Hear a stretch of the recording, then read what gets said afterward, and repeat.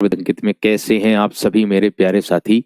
उम्मीद करूंगा बहुत अच्छे होंगे, एकदम बेहतरीन, एकदम लाजवाब, जानदार, शानदार, गजब होंगे।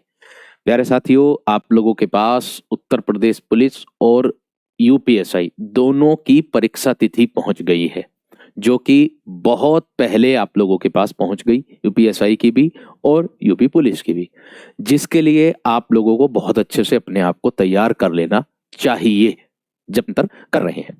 आता है गद्यांश। देखिए, गद्यांश जो होता है, आप लोग सोचते हैं कि गद्यांश को हल करने का क्या तरीका होता है, गद्यांश को हम किस तरीके से हल करें। देखिए, सबसे पहले गद्यांश को हल करने का जो तरीका है, उसके लिए महत्वपूर्ण बिंदु, कुछ महत्वपूर्ण तथ्य मैं बता दूं।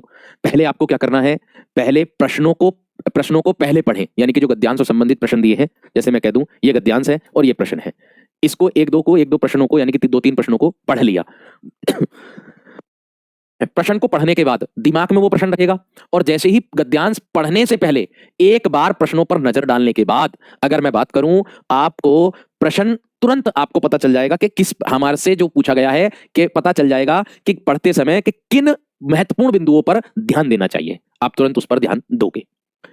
फिर गद्यांश को एकाग्रता पूर्वक पढ़ना चाहिए, मुख्य बिंदुओं को रेखांकित हम लोगों को करना चाहिए, और जो अपनी भाषा में उत्तर नहीं, गद्यांश के अनुसार हमें प्रश्न का जवाब देना चाहिए। कभी सोचो कि अपनी भाषा में अपने तर्क से आप प्रश्न का उत्तर देने लग जाओ, नहीं।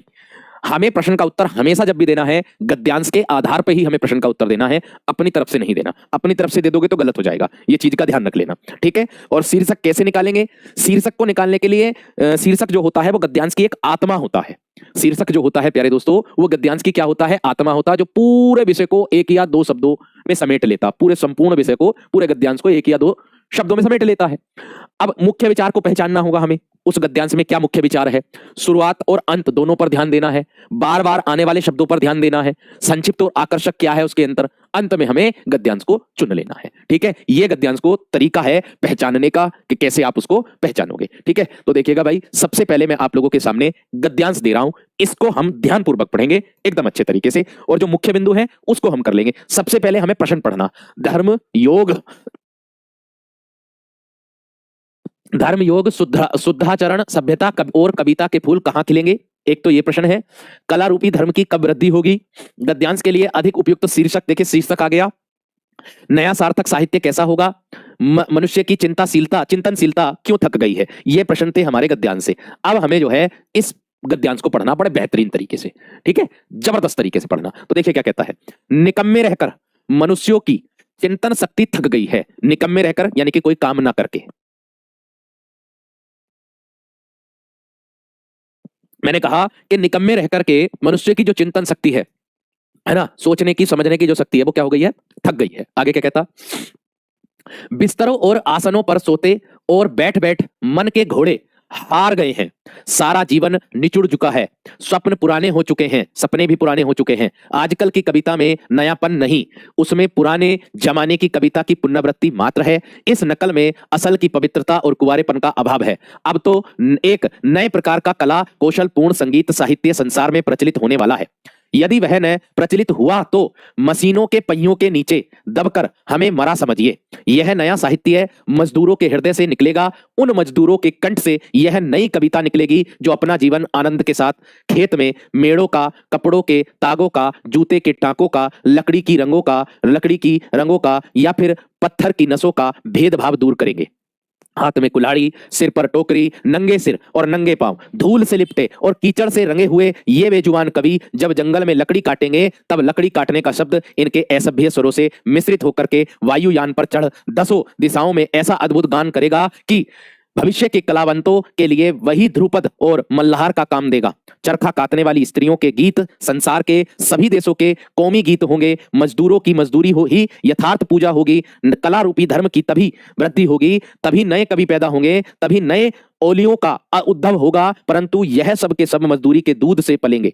धर्म योग, देखिए आ गया प्रश्न, धर्म योग शुद्धाचरण सभ्यता और कविता आदि के फूल इन्हीं मजदूर ऋषियों के उद्यान में प्रफुल्लित होंगे। तो मैंने क्या कहा, अब प्रश्न क्या है देखो, प्रश्न कह रहा कि धर्म योग शुद्धाचरण सभ्यता, प्रश्न कह रहा है कि धर्म योग शुद्धाचरण सभ्यता और कविता के फूल कहां खिलेंगे। तो इस प्रश्न का जवाब ये रहा नीचे, कविता आदि के फूल इन्हीं मजदूर ऋषियों के उद्यान में, ये रहा प्रश्न का उत्तर। इन्हीं मजदूर ऋषियों के, यानी कि मजदूर ऋषियों के उद्यान में, मजदूर ऋषियों के किसमें प्यारे दोस्तों, उद्यान में खिलेंगे। ये बता दिया, साफ साफ बता दिया। अगला प्रश्न क्या कहता है, कला रूपी धर्म की कब वृद्धि होगी। आ जाओ गद्यांश पर, कला रूपी धर्म की कब वृद्धि होगी। गद्यांश पर देखो फटाफट, कहां बताया था उसमें। कलावंतों के लिए ध्रुपद मल्हार देगा, है ना। ये देखो कला रूपी, यहां पर आ जाओ, कला रूपी धर्म की तभी वृद्धि होगी, तभी वृद्धि होगी, तभी नए नए कवि पैदा होंगे, तभी नई ओलियों का उद्भव होगा। कला रूपी धर्म की जो है वो किससे होगी, तभी वृद्धि होगी, मजदूरों की मजदूरी ही यथार्थ पूजा होगी। मजदूरों की मजदूरी ही यथार्थ पूजा होगी। गद्यांश में देखो, मजदूरी की पूजा से, किससे होगा, मजदूरी की जो पूजा है उससे प्यारे दोस्तों, जो मजदूरी की पूजा है उससे मेरे दोस्तों यहां पर कला रूपी धर्म की वृद्धि होगी। बात समझ में आ गई। आगे देखिए अगला प्रश्न क्या कहता है। अगला प्रश्न कहता है गद्यांश के लिए शीर्षक। अब बताओ इस पूरे गद्यांश में किस किस चीज का जिक्र हुआ है, ये बता दो। इस पूरे गद्यांश में किस किस चीज का जिक्र हुआ है। एक तो आपको बता दूं प्यारे दोस्तों, मजदूरी का जिक्र हुआ है इसमें, मजदूरी का जिक्र हुआ है, और मजदूरी करने की कला, मजदूरी करने की कला, यानी कि कौन किस मजदूरी, यानी कि कौन किस कला में श्रेष्ठ है, कौन किसको कौन सी कला आती है ना, वो किस मजदूरी तो कर रहा है लेकिन किस क्षेत्र में कर रहा है वो दर्शाता है प्यारे दोस्तों, यानी कि मजदूरी और कला इसका उपयुक्त शीर्षक हो जाएगा, क्योंकि श्रेष्ठता ज्यादातर इसी के बारे में चर्चा इसमें की गई है। नया सार्थक साहित्य कैसा होगा। फिर से चलो गद्यांश पर, उसने कहा कि नया सार्थक साहित्य कैसा होगा, इसका जवाब दो। नया सार्थक साहित्य कैसा होगा, नया सार्थक साहित्य कैसा होगा। ये रहा देखो, ये रहा, यह है नया साहित्य सार्थक, नया साहित्य मजदूरों के हृदय से निकलेगा, उन मजदूरों के कंठ से यह नई कविता निकलेगी जो अपना आनंद के साथ खेत में मेड़ों का, कपड़ों के तागों का, जूते के टाकों का, लकड़ी की रगों का, अर्थात मैं कहूंगा आप लोगों से, तो नया जो सार्थक साहित्य है वो कैसा होगा, वो किससे निकलेगा, वो प्यारे दोस्तों मजदूरों के कंठ से निकलने वाला। किससे निकलने वाला है, मजदूरों के कंठ से निकलने वाला है, मजदूरों के कंठ को दर्शा रहा है। मनुष्य की चिंतनशीलता क्यों थक गई है, मनुष्य की चिंतनशीलता पहली वाली लाइन में ही दिया, देखो ये रहा, मनुष्य की चिंतनशीलता क्यों थक गई है, ये मनुष्यों की चिंतनशीलता थक गई है क्यों, निकम्मे रहकर, निकम्मे रहकर, यानी कि मनुष्य की जो चिंतनशीलता है वो कैसे थक गई है, निकम्मे रहने से, निकम्मे रहने से मनुष्यों की जो चिंतनशीलता है वो प्यारे दोस्तों थक गई है। इतनी बात सबकी समझ में आ गई, इतनी बात क्लियर हो गई, इतनी बात क्लियर हो गई या ना मेरे दोस्त, जल्दी से बताओ फटाफट एकदम बेहतरीन तरीके से। इतनी बात सबकी क्लियर हो गई, चलिए बहुत बढ़िया, आगे बढ़ो अगले प्रश्न पर। क्या कहता है भाई आगे, एक और गद्यांश आ गया देखो, अब इसको भी हमें उसी तरीके से पढ़ना है ध्यान से एकदम, ठीक है। किसके 5 के 5 सही हुए बताओ, किस विद्यार्थी के 5 के 5 सही हुए इस गद्यांश में, पहले वाले में बताइएगा। तो कितने विद्यार्थी ऐसे हैं जिसके 5 के 5 सही हो गए। बहुत बढ़िया भाई, बहुत शानदार, बहुत गजब। ध्यान रखना अगला गद्यांश भी इसी तरीके से पढ़ना है और फिर प्यारे दोस्तों उसके प्रश्नों को भी अच्छे से लगाना है। ध्यान देना, राम की रावण के ऊपर, ध्यान से समझो क्या कह रहा है, राम की रावण के ऊपर विजय उतनी महत्वपूर्ण नहीं है जितनी राम की प्रजा के मनोविज्ञान के ऊपर यह विजय है, मनोविज्ञान के ऊपर यह विजय है। राम का वैयक्तिक जीवन, राम का वैयक्तिक जीवन अपनी प्राण सहचरी के प्रति, अपनी प्राण सहचरी के प्रति इस गंभीर स्नेह भावना से सर्वथा परिप्लापित है, और वे सामाजिक समरसता के प्रतीक तो चाहे, वे सामाजिक समरसता के प्रतीक तो चाहे बाद में बने, वैयक्तिक समरसता के तो वे मूर्तिमान उदाहरण हैं। संभवतः लोक से अधिक वे व्यक्ति में ही सफल हुए हैं, जबकि भगवान श्री कृष्ण का व्यक्तिगत संबंध किसी से है ही नहीं। जिनकी इंद्रियों को सत सहस्त्र रमणियों की कुहक विमिथित नहीं कर सकी थी, जिन्हें पुत्र पौत्रादि का सुख एक क्षण भी खींच नहीं सका, जिन्हें स्वजनों का विनाश भी लोकहित के लिए अभिष्ट हो गया था, और जिन्हें जीवन भर विराट विरक्ति बनी रही अपने व्यक्तित्व के प्रति, पर हाय री विडम्बने वे कृष्ण प्रेम के आराध्य देवता हो गए, वे जादू वाले कन्हैया हो गए और कामुकता के लिए एक सुलभ आलंबन। राम की लोकप्रियता का श्रेय लोकरंजन को आज तक भले ही दिया जाता रहा हो, पर मेरी दृष्टि में यह श्रेय उनकी व्यक्ति की पूर्णता को अधिक देना चाहिए। राम लोक हृदय पर विजयी हुए हैं इसलिए कि वे अपने ऊपर विजयी हैं। कृष्ण अपने ऊपर विजयी आपाततः है, इसे उन्होंने साधन बनाया है अपने लोक विजय के लिए। दोनों के महान चरित्रों का यही विश्लेषण है और दोनों के आदर्श पृथक पृथक क्षेत्रों में है। इसे एक दूसरे के साथ मिलाना चाहिए, क्या करना चाहिए? मिलाना चाहिए। अब ध्यान से इसको पहले प्रश्न को पढ़ना है। गद्यांश के लिए अधिक उपयुक्त शीर्षक कौन सा होगा? गद्यांश के लिए उपयुक्त शीर्षक बताना कौन सा होगा? फटाफट बताओ। इस गद्यांश के लिए उपयुक्त शीर्षक बताना क्या होगा? बहुत बढ़िया, बहुत शानदार, बहुत गजब, बताइए। बहुत बढ़िया,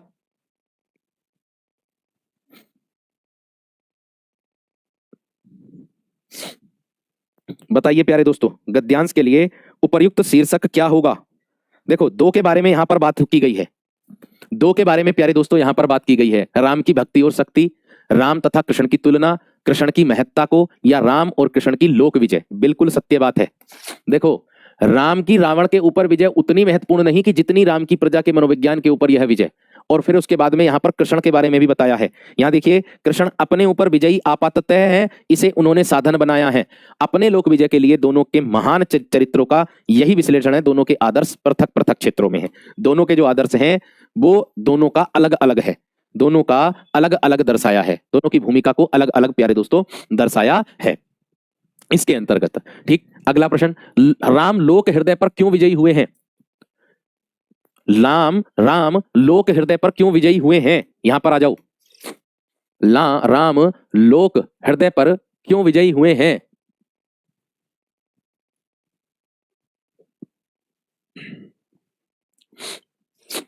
राम लोक हृदय पर क्यों विजयी हुए हैं?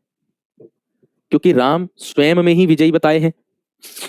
ये रहा देखो, राम लोक हृदय पर विजयी हुए हैं इसलिए कि वे अपने ऊपर विजयी हैं। वे अपने ऊपर क्या हैं? विजयी हैं। यानी कि राम लोक हृदय पर विजय क्यों हुए हैं? इसलिए क्योंकि वे अपने ऊपर विजयी हैं। क्योंकि वे क्या हैं? अपने ऊपर क्या है प्यारे दोस्तों? विजयी हैं। अगला प्रश्न है, परिप्लावित का अर्थ बताओ क्या होगा? परिप्लावित का अर्थ बताओ क्या होगा? फटाफट बताओ। परिप्लावित का अर्थ बताओ क्या होगा? बहुत अच्छा, बहुत शानदार, बताइए। परिप्लावित का अर्थ बताओ। परिप्लावित का मतलब होता है प्यारे दोस्तों कि जैसे मैं कह दूं पूरी तरह भीग गया हो, जो यानी कि सारोबोर, मतलब पूरी तरह भीगा हुआ, पूरी तरह भीगा हुआ उसको कहते हैं। ठीक है, अगला प्रश्न है, राम किसके मूर्तिमान उदाहरण है? अगला प्रश्न कहता है कि राम किसके मूर्तिमान उदाहरण है? इसका जवाब दीजिए भाई, फटाफट बता दो। राम किसके मूर्तिमान उदाहरण है प्यारे दोस्तों? जल्दी से बताइए मेरे वीर, फटाफट एकदम। राम किसके मूर्तिमान उदाहरण है? यहां पर दिया था देखो गद्यांश में ही, देखो ये रहा देखो वीरो, ये रहा। वैयक्तिक समरसता के तो वे मूर्तिमान उदाहरण हैं। वैयक्तिक समरसता के तो वे मूर्तिमान उदाहरण हैं। आ गया, मिल गया ना प्रश्न का जवाब उसी में ही। किसमें? वैयक्तिक समरसता के वे मूर्तिमान उदाहरण है। वैयक्तिक मतलब व्यक्तिगत। किसे राम की लोकप्रियता का अधिक श्रेय देना चाहिए? किसे राम की लोकप्रियता का अधिक श्रेय देना चाहिए? बताइए, किसे राम की लोकप्रियता का अधिक श्रेय देना चाहिए? ये रहा देखो, ये रहा राम की लोकप्रियता का श्रेय लोकरंजन को आज तक भले ही दिया जाता रहा हो। लोकरंजन राम की लोकप्रियता का श्रेय लोकरंजन को आज तक भले ही दिया जाता रहा हो, पर मेरी दृष्टि में यह श्रेय उनकी व्यक्ति की पूर्णतया को अधिक देना चाहिए। मतलब मेरी दृष्टि में किसे देना चाहिए? लेखक ने कहा कि मेरी दृष्टि में इसका जो श्रेय है वो व्यक्ति की पूर्णतया को अधिक देना चाहिए। व्यक्ति की जो पूर्णता यानी कि व्यक्तित्व की पूर्णता, राम के व्यक्तित्व की पूर्णता को अधिक देना चाहिए, अधिक देना चाहिए। समझ में आ गई? क्लियर हो गई बात? अगले प्रश्न की ओर बढ़ते हैं प्यारे दोस्तों। 10/10 किसके, जरा बताना कमेंट सेक्शन में। 10/10 किसके हैं भाई? 10/10 अब तक किसके हो गए?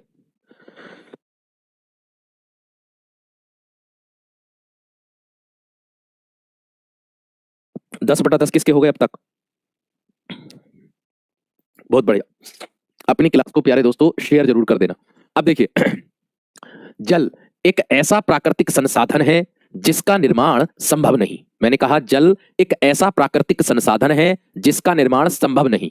जल के बगैर जीवन संभव नहीं है, जल के बगैर जीवन भी संभव नहीं है।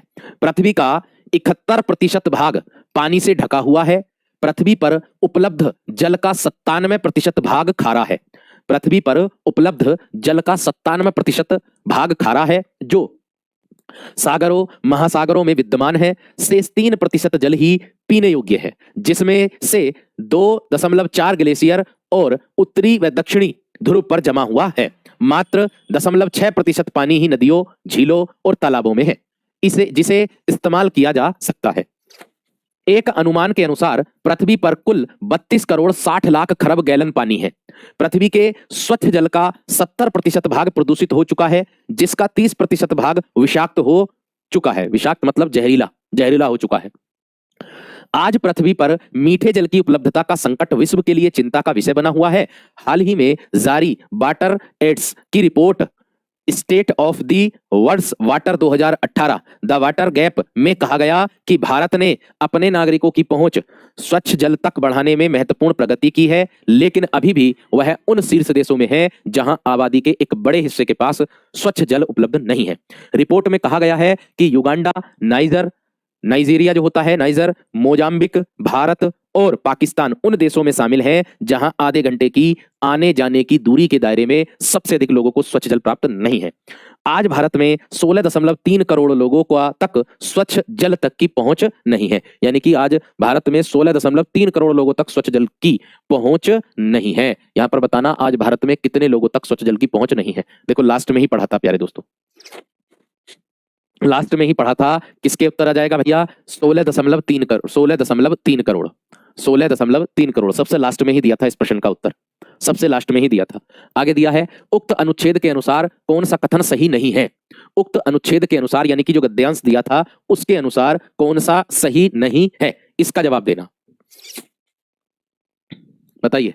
पृथ्वी पर 97% भाग खारा है। पृथ्वी पर उपलब्ध जल 97% भाग खारा है, ये तो दिया है। देखो ये रहा, ये रहा 97% भाग खारा है, ये दिया।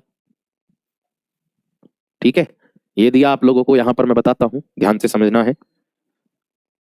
ये रहा पहला। आगे क्या कहता है दूसरा? एक अनुमान के अनुसार पृथ्वी पर कुल 32 करोड़ 60 लाख खरब गैलन पानी है, ये भी सही है, ये भी पढ़ा था। 32 करोड़ 60 लाख खरब गैलन पानी है, ये भी सही है। तीसरा क्या है? पृथ्वी पर 79% भाग पानी से ढका हुआ है। आज पृथ्वी पर मीठे जल की उपलब्धता का संकट विश्व के लिए चिंता का विषय बना हुआ है, ये भी सही है। लेकिन पृथ्वी का 79% भाग पानी से ढका हुआ है, ये प्यारे दोस्तों गलत दे रखा है। क्योंकि यहां पर इसमें बताया है आप लोगों के इसके अंतर्गत अगर मैं बात करूं 71% भाग जो है पानी से ढका हुआ है। वहां पर प्रश्न में बताया इन्होंने 79%। तो गलत कौन सा हो गया? वो यही हो गया। गलत कौन सा हो गया प्यारे दोस्तों? वो यही आप लोगों का हो जाएगा। आगे क्या कहता है? उक्त अनुच्छेद के अनुसार कौन सा कथन सही है? अब इस अनुच्छेद के इस गद्यांश के अनुसार जो है कौन सा कथन ऐसा है जो सही है, जो बिल्कुल सटीक है? बताइए। उक्त अनुच्छेद के अनुसार कौन सा कथन सही है? बहुत बढ़िया, शानदार। देखिए कौन सा कथन सही है। जल एक ऐसा गैर प्राकृतिक संसाधन है जिसका निर्माण संभव नहीं, ये तो भैया असत्य है। जल एक ऐसा प्राकृतिक संसाधन है जिसका निर्माण संभव नहीं। जल एक ऐसा प्राकृतिक संसाधन है जिसका निर्माण संभव है। जल एक ऐसा गैर प्राकृतिक संसाधन है जिसका निर्माण संभव है। जल एक ऐसा प्राकृतिक संसाधन है जिसका निर्माण संभव नहीं, यही गद्यांश में दिया था।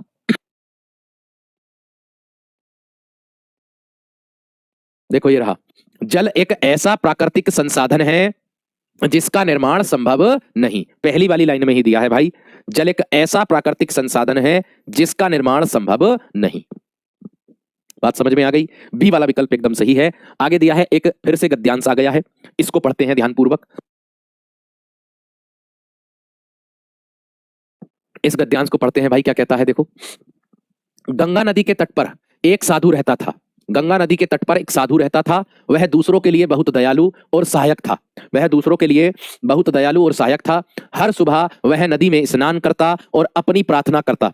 एक दिन जब वह स्नान के बाद अपनी प्रार्थना कर रहा था तो उसने पानी पर तैरता हुआ बिच्छू देखा। नदी की धारा बहुत तेज थी और बिच्छू मध्य धारा में बह रहा था। साधु ने छोटे प्राणी पर दया की। वह नदी की तेज धारा में गया और उसे अपने हथेली पर उठा लिया, लेकिन बिच्छू ने उसे उंगलियों पर यानी कि बिच्छू ने उसे उंगलियों पर डंक मार दिया, यानी कि उसकी उंगलियों पर डंक मार दिया। आगे साधु को डंक का दर्द महसूस हुआ। उसका हाथ थरथराने लगा और बिच्छू पानी में फिर गिर गया। साधु ने इसे एक बार फिर उठाया, लेकिन बिच्छू ने फिर से डंक मार दिया। साधु ने बिच्छू की मदद करने की कोशिश की। बिच्छू आखिर में बच गया, लेकिन साधु के हाथ डंक से बुरी तरह घायल थे। वहां से एक व्यक्ति गुजर रहा था, वह सब देख रहा था। उसने साधु से पूछा, आपने बिच्छू को क्यों बचाया जबकि यह आपको हर बार डंक मार रहा था? यह एक दुष्ट प्राणी है। साधु ने जवाब दिया कि बिच्छू अपनी प्रकृति के अनुसार व्यवहार कर रहा था। साधु ने जवाब दिया कि बिच्छू अपनी प्रकृति के अनुसार व्यवहार कर रहा था। इसकी प्रकृति में ही डंक मारना है, इसकी प्रकृति में ही डंक मारना है, तो यह कोई अलग तरीके का व्यवहार नहीं कर रहा था। यदि बिच्छू अपनी प्रकृति को छोड़ नहीं सकता तो हमें अपनी प्रकृति क्यों छोड़नी चाहिए? यदि बिच्छू अपनी प्रकृति को नहीं छोड़ सकता तो हमें अपनी प्रकृति क्यों छोड़नी चाहिए? अच्छे इंसानों को संकट में सभी की मदद करनी चाहिए। साधु ने कहा, मेरा कर्तव्य दूसरों की मदद करना है और इसे ध्यान में रखते हुए मैंने बार बार डंक के बावजूद बिच्छू की मदद की। कितना बेहतरीन संदेश दिया है यहां पर दिया। उस साधु का विश्वास था कि मानव को उस साधु का विश्वास था कि मानव को उस साधु का क्या विश्वास था प्यारे दोस्तों, बताइए जल्दी से। उस साधु का विश्वास था कि मानव को किसी बिच्छू को कभी मारना नहीं चाहिए, नदी में हर रोज स्नान नहाना चाहिए या परेशान लोगों की सहायता करनी चाहिए। बिल्कुल, उस साधु ने यही संदेश दिया कि जब बिच्छू अपनी प्रकृति को नहीं बदल रहा, उसकी प्रकृति है डंक मारना, तो वो उसको नहीं छोड़ रहा, तो तुम अपनी प्रकृति को क्यों छोड़ रहे हो? तुम्हारी प्रकृति भी तो है कि तुम एक मनुष्य होने के नाते मानवता का कार्य नहीं कर रहे हो। सामने प्रत्यक्ष तुम्हारे अनुचित हो रहा है, गलत हो रहा है, आप उसको नकार रहे हो, तो क्या होगा भाई? परेशान लोगों की सहायता करनी चाहिए। आगे, साधु का हाथ थरथराने लगा क्योंकि वह पानी में ठंडा महसूस कर रहा था, या फिर प्यारे दोस्तों वह बिच्छू से डर गया था, या फिर उसे एक अजनबी देख रहा था, या फिर बिच्छू का डंक बहुत दर्दनाक था। जी हां, साधु का जो हाथ इसलिए थरथराने लगा था, जैसे ही साधु ने उसको हथेली पे रखा, बिच्छू ने तुरंत डंक मारना शुरू कर दिया। तो डंक के कारण उसका जो हाथ था वो दर्द के मारे कांपने लगा, थरथराने लगा और बिच्छू फिर दोबारा से पानी में गिर गया था। आगे क्या कहता है? जब साधु ने पानी में बिच्छू को देखा तो बिच्छू क्या कर रहा था? जब साधु ने बिच्छू को पानी में देखा तो साधु क्या कर रहा था? इसका जवाब दीजिए। बहुत बढ़िया, बहुत शानदार, बहुत गजब मेरे दोस्त। बताओ, देखो, जब साधु ने बिच्छू को पानी में देखा था तो बिच्छू क्या कर रहा था? जो नदी थी, उस नदी की मध्य धारा में बिच्छू बह रहा था। ठीक है, तो और धारा बिल्कुल तेज थी, जिसके कारण बिच्छू क्या करने वाला था? डूबने वाला था। बिच्छू क्या करने वाला था प्यारे दोस्तों? डूबने वाला था, डूब करके मरने वाला था। आगे, साधु ने अपने हाथ में बिच्छू उठाया उसे बचाने के लिए, ताकि बिच्छू उसे डंक मारे, उसे मारने के लिए या खुद की खुशी के लिए। भैया, साधु ने अपनी प्रकृति का मानवता दिखाते हुए उस बिच्छू की जान बचाई और वो उसको बचाने के लिए उसको अपनी हथेली पर उन्होंने उसको उठाया था, अपनी हथेली पर उसको उठाया था। आगे कहता है, जब साधु ने अपने हाथ में बिच्छू उठाया तो बिच्छू ने क्या किया? वह वापस पानी में कूद गया, या उसने साधु को डंक मारा, या उसने साधु का शुक्रिया अदा किया, वह एक पेड़ पर चढ़ गया। भैया, उसने साधु को डंक मारा। उसने क्या किया? साधु को प्यारे दोस्तों डंक मारा। देखिए, इस गद्यांश से हमें एक सीख मिलती है कि भाई, अगर हम मनुष्य होकर के मानवता को या मनुष्यता का प्रमाण नहीं देते, है ना, अगर कोई कष्ट में है, अगर कोई दुख में है या कोई दुविधा में है, अगर उसका मान लो कि उसकी अगर हम पैसे से मदद नहीं कर पा रहे हैं तो हम किसी और तरीके से उसकी मदद कर दें, ताकि जो मानव का जीवन मिला है वो आपके कर्मों में, यानी कि कर्म, मैंने बताया था ना, कर्म श्रेष्ठ होता है। कर्म क्या होता है? श्रेष्ठ होता है, कर्म ही गिने जाते हैं बाद में। कोई भी व्यक्ति हो, किसी के पास चाहे लंदन में, अमेरिका में या लंदन में कितने ही बंगले क्यों ना हो, लेकिन वो जाएगा अंत में शमशान में, और वो भी छोटी सी जगह में। ठीक है, कहते नहीं है कि किसी ने बहुत एक बढ़िया सी कहावत भी कही है कि एक व्यक्ति ने बहुत चोरी से एक वीडियो भी बनाई थी, वीडियो में बनाया था, वीडियो में बोला था कि अरे तुम यहां पड़े हो, शमशान में जब मृत्यु हो गई थी, जब उसकी चिता को जलाया जा रहा था, अरे तुम यहां पड़े हो, तुम्हारा बंगला तो एक लंदन में है, एक इलाहाबाद में है, एक वहां है, एक यहां है, और तुम यहां पर वो भी एक लकड़ी के टुकड़े पर पड़े हो, लकड़ी के टुकड़ों पर पड़े हो। तो भाई मैंने कहा कि जीवन में हम इस पृथ्वी पर एक मेहमान हैं और मेहमान की तरह आए हैं और वापस फिर हमें वहीं जाना है। तो जो जीवन में मनुष्य का अगर जीवन मिला है तो उसके लिए प्यारे दोस्तों कर्म हमें श्रेष्ठ रखने होंगे, अच्छे अगर कोई हमसे बुरा, या मान लीजिए कोई हमारे बारे में बुरा सोच रहा, अगर वह बुरा सोच रहा है और अगर आप भी बुरा सोचने लग जाएं तो फिर गलत है। तो फिर आप में और दूसरे व्यक्ति में कोई भी अंतर नहीं रह जाता। ठीक है, अरे मैंने कहा ना कि मीठा बोलने पर बनिया भी गुड़ देता है, इस तरीके से। तो भाई इस चीज का ध्यान रखो और अपनी नैतिकता को भी, प्यारे दोस्तों, आज अगर परेशानी है तो कल को सुख भी है, और जीवन में सुख और दुख दोनों हिस्सा है, ये चीज का ध्यान रखना। अगर जीवन है तो सुख भी आएंगे और दुख भी आएंगे, दोनों को झेल करके निकलना है, ये चीज का ध्यान रखना। लेकिन व्यक्ति केवल किसके पीछे भागता? सुख के। व्यक्ति सुख के पीछे भागता है और जो दुख आया है ना उसको त्यागने की कोशिश करता है, ये चीज का ध्यान रखना। ठीक है।